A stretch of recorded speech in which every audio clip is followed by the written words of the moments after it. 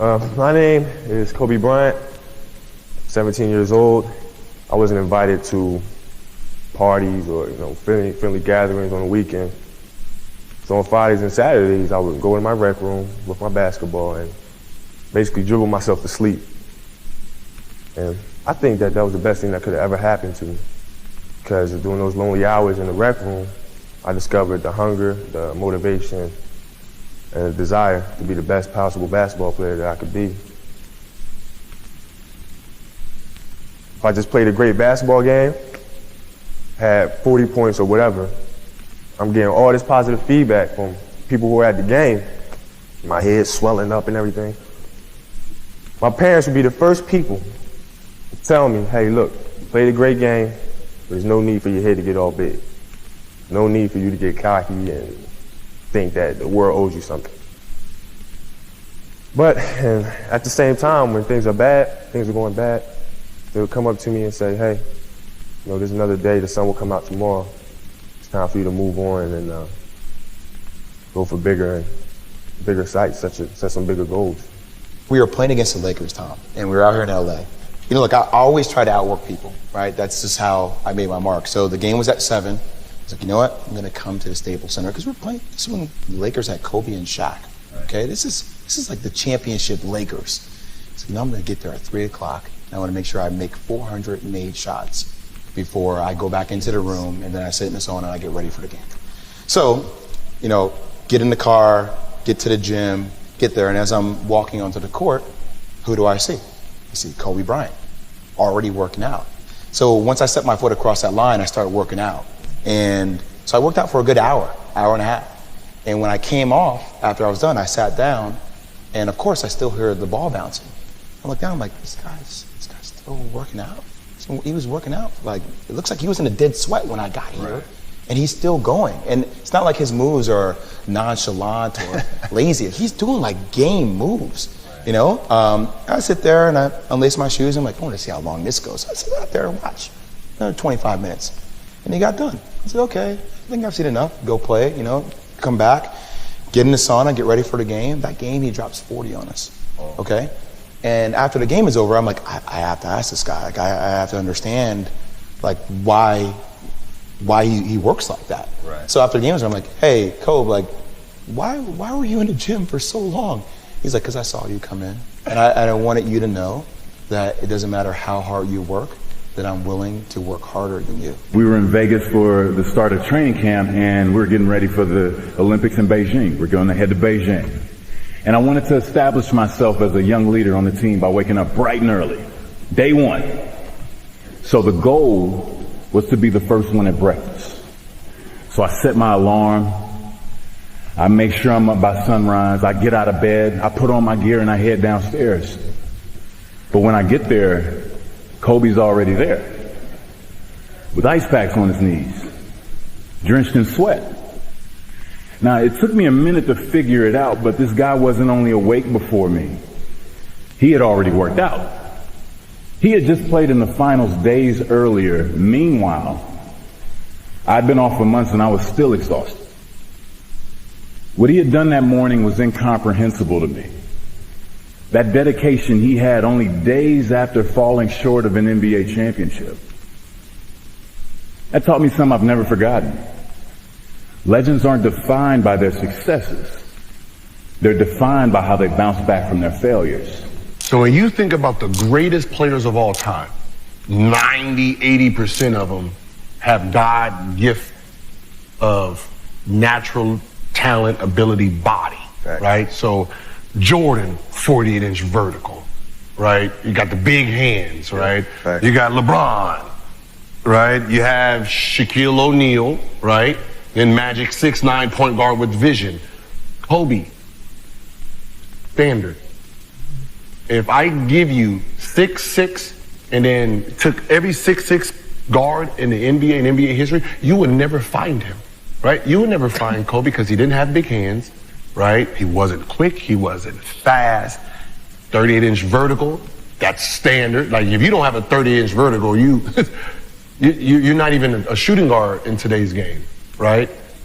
And what he did with that body, it's like you took You took a S500 and he was pushing it like a Bugatti. That's what we look at. We look at the normal person fighting gods. Yes. You're playing against the Golden State Warriors. Score is 107-109. You guys are close to getting into the playoffs. You're about to take your shot, and then all of a sudden, boom. Falls down. Again, he's struggling. He's at the line to shoot free throws, so he can't be taken out of the game right now. Right after you were injured, you went on Facebook and you posted a lengthy blog. This is such BS. All the training and sacrifice just flew out the window with one step that I've done millions of times. The frustration is unbearable. The anger is rage. Why the hell did this happen? Makes no damn sense. Now I'm supposed to come back from this and be the same player or better at 35? How in the world am I supposed to do that? I have no clue. Maybe I should break out the rocking chair and reminisce on the career that was. Maybe this is how my book ends. Maybe Father Time has defeated me. Then again, maybe not. There are far greater issues and challenges in the world than a torn Achilles. Stop feeling sorry for yourself. Find the silver lining and get to work with the same belief, same drive, and same conviction as ever. One day, the beginning of a new career journey will commence. Today is not that day. If you see me in a fight with a bear, pray for the bear. This is another obstacle. This obstacle cannot define me. It's not going to cripple me. It's not going to be responsible for me stepping away for the game that I love. I'm going to step away on my own terms. My brain cannot process failure. It will not process failure. Because if I sit there and have to face myself and tell myself, you're a failure, I think that's almost worse than death. If your job is to try to be the best basketball player you can be, right? To do that, you have to practice, you have to train, right? You want to train as much as you can, as often as you can. So if you get up at 10 in the morning, train at 11, right? 12, say 12, train at 12, train for 2 hours, 12 to 2. You have to let your body recover. So you eat, recover, whatever. You get back out, you train, start training again at 6. Train from 6 to 8, right? And now you go home, you shower, you eat dinner, you go to bed, you wake up, you do it again, right? Those are 2 sessions. Right? Now imagine you wake up at 3, you train at 4. You go 4 to 6, come home, breakfast, relax, blah, blah, blah. Now you're back at it again, 9 to 11, right? You relax, and now all of a sudden you're back at it again, 2 to 4, and now you're back at it again, 7 to 9. Look how much more training I have done by simply starting at 4, right? And so now you do that, and as the years go on, the separation that you have with your competitors and your peers just grows larger and larger and larger and larger and larger. And by year 5 or 6, doesn't matter what kind of work they do in the summer, they're never going to catch up because they're 5 years behind. Right? So it makes sense to get up and start your day early because you can get more work in. If I start earlier, I can train more hours. And I know the other guys aren't doing it because I know what their training schedule is. Right? So I know if I do this consistently over time, the gap's just going to widen and widen and widen and widen and widen, and they won't be able to get that back. So to me, it was just common sense. I'm like thinking, how can I get an advantage? Oh, start earlier. And this was right after that playoff game. I flew back to LA that night, and I got home. It's probably like 3 in the morning, and I went down to the high school, which is down the street from our house.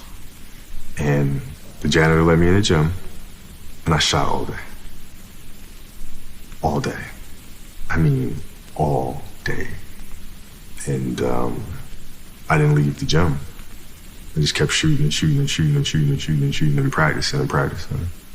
And I got a chance to let out the steam of disappointing my teammates and millions of fans. I got a chance to let all that out instead of bottling it up and envision that moment over and over and over and over and over. That was a huge summer for me because I felt like everybody had written me off after those air balls. Basketball for me was the most important thing. So everything I saw, whether it was TV shows, whether it was books I read, people I talked to, everything was done to try to learn how to become a better basketball player. Everything. And so when you have that point of view, then literally the world becomes your library to help you to become better at your craft.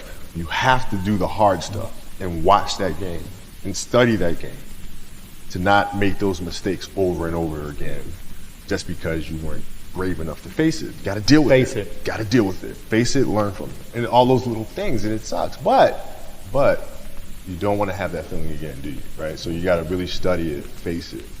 And not to say you'll win the next time you face it, but at least you'll give yourself a better chance. Yeah. A lot of the kids that I was playing against were inner city kids. Yeah. And so they're looking at me as if, okay, this kid's soft. Right? He's from the suburbs of Philadelphia. His father played in the NBA, played professionally. He got it easy. Born on second, but all this other stuff, right? And so they felt like they could try to be physical or try to intimidate me and do all this other stuff, which they couldn't, right? But now I'm saying, okay, well, you're trying to attack me. How am I going to attack you? How can I mentally figure out ways to break you down? How can I show you that, no, I have the edge, right? And so that's when it first started for me, is figuring out how to get the upper hand on an opponent that way. And what would you do to mentally break people down then? We used to have an All-American camp that I used to go to, and at the time when I first showed up, I was a sophomore. And one of the things I would do is, while everybody would be at the cafeteria work, eating and doing all sort of stuff, I'd just go back to the gym. They'd be resting, eating. And they'd see me leave, right? But now you're in a tough position because you're like, okay, I want to be like, I'm following the kid to go work out, but I know he's working, he's up early, and he's doing all this other stuff. And so that was my way of showing them, I may be from the suburbs, but you're not going to outwork me. Wow. And I'm mentally going to. Did someone teach you that, or was that just a thing that you decided, like, I'm going to get in people's minds? I think it's just figuring out ways to be better. There's a quote from one of my English teachers at Lower Merion named Mr. Fisk. He had a great quote that said, "Rest at the end, not in the middle." And that's something I always live by. I'm not going to rest. I'm going to keep on pushing now. There are a lot of answers that I don't have, even questions that I don't have. But I'm just going to keep going. And I'll figure these things out as we go, right? And you just continue to build that way. So I try to live by that all the time. You got a lot of people paying their hard-earned money to come watch you perform. It's your job to be in shape. It's your job to be strong enough to perform at that level every single night. And as a competitor, I'm not ducking shit. Like, it's not, oh my God, my back hurts, I'm sore, we got to play Vince Carter and Toronto Raptors tonight. We actually had this happen. We had a game against Toronto in 2000, and Vince was tearing the league up. My back was jacked. Like, the perception of that, like, what? Kobe's missing the game against Toronto and Vince Carter because my back was really spasming. But people will be like, what? Oh, he's ducking Vince. Excuse me? No, I don't think so. So I would be in the layup line like, okay, there's a lot of days where you can rest and recover. Today ain't one of them. Your back can bother you any other day. That shit ain't bothering me today. He gonna have to see me today. Yeah. Oh man. Yeah. Well, what does losing feel like to you? It's exciting. Why is it exciting? Because it means you have different ways to get better. There's certain things that you can figure out that you can take advantage of, right? Certain weaknesses that were exposed that you need to shore up, right? So it was exciting. I mean, it sucks to lose. Right. But at the same time, there are answers there. If you just look at them. Because you get the information from losing more than from winning, probably. Yeah. I mean, the answers are there when you win, too. You just have to look at them. Yeah. Right? So it's a constant process. It's exciting when you win. It's exciting when you lose because the process should be exactly the same, whether you win or you lose. As you go back and you look and you find things that you could have done better. You find things that you've done well that worked. Figure out how did they work? Why did they work? How can you make them work again? Yeah. And but the hardest thing is to face that stuff. I wanted to be one of the best basketball players to ever play. And anything else that was outside of that lane, I didn't have time for. At what age did that goal become crystal clear? I made that deal with myself at 13 years old. At 13 years old? 13 years old. That's the deal I made. You were crystal clear about it? Crystal clear. And where did inspiration come from? The love of the game. The love of the game, the challenge. Like I would watch Magic play, I'd watch Michael play, and I would see them do these unbelievable things, and I'd say, can I get to that level? I don't know, but let's find out. Let's find out. And so that curiosity to see where I could push this thing led me down that path, I think. I think the greatest fear that we face is ourselves, actually. I think it's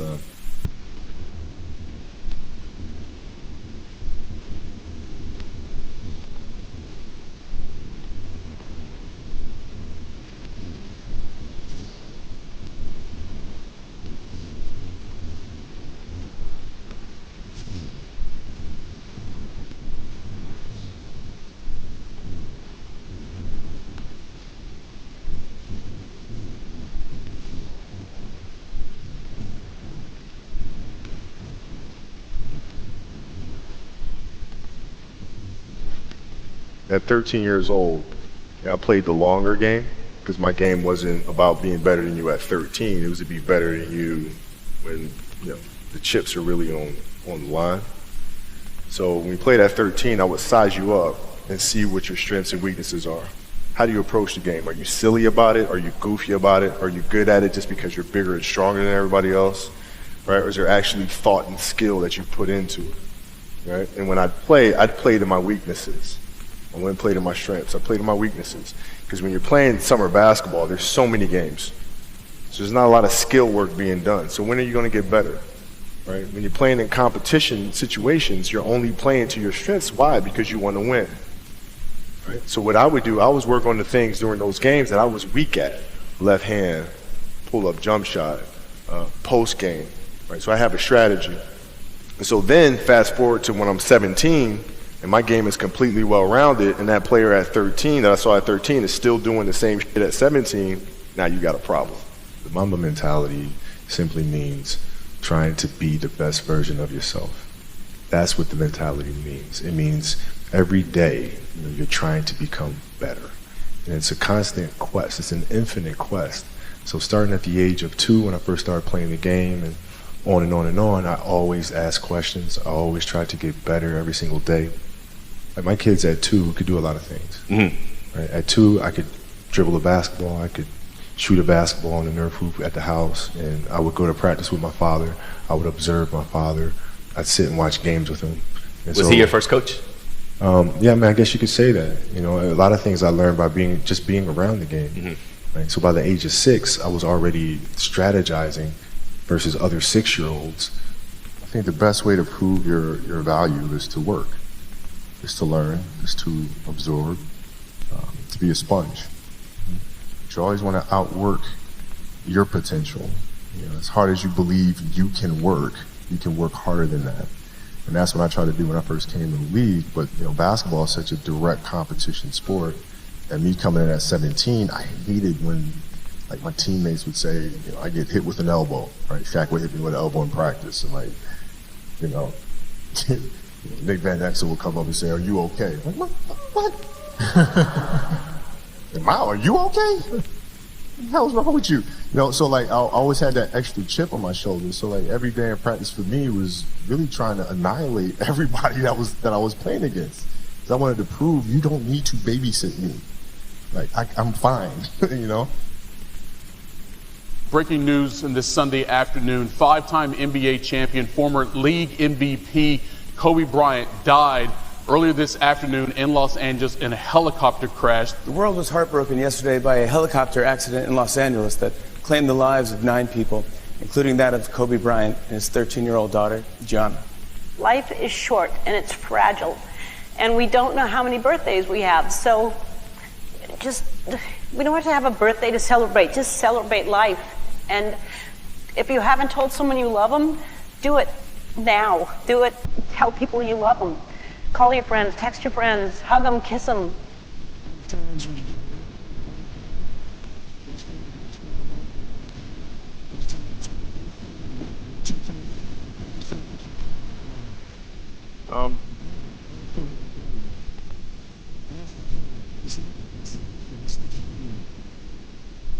And if you guys can understand that, then what you'll see happen is that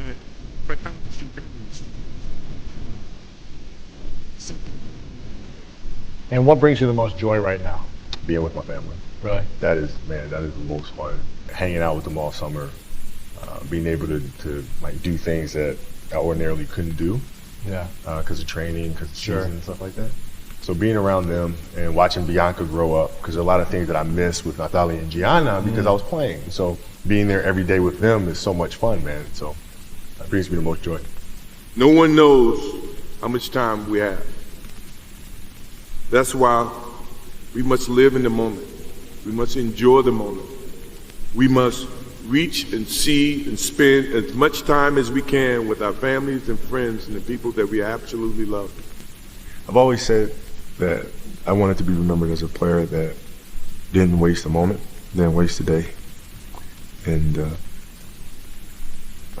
I felt extremely blessed by the God-given talent. But at the same time, I didn't take it for granted at all. And so if I could be remembered as a person that was born with a lot of talent, but did everything he could to try to overachieve, that lived every day as if he was the 12th guy on the bench. I think that's a very powerful message to have, and something that hopefully the players that are now and players that will come later choose to embody as well.